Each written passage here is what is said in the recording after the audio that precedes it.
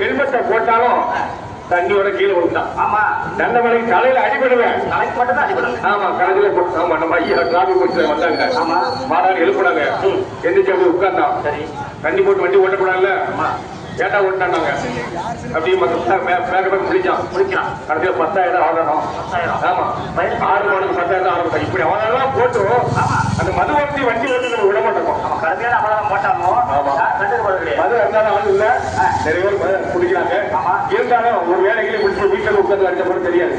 ஆனா ஏன் செய்வாங்கன்னா வண்டியில போக்குவரத்து போகும்போது மது அடிச்சு எனக்கு உயிர் போனா பரவாயில்ல, அடுத்த உயிரை சொல்லிடுவாங்க. ஆமா, நம்மப்பட்ட தவறுனால ஏற்கனவே பாத்தீங்கன்னா போன வாரம் மேலப்படத்துல 4 உயிரிழப்பு. சரி, பாத்தீங்கன்னா 18 வயசுக்குள்ள இளம் ஆளுநர் அதிகமா இறந்து போறாங்க.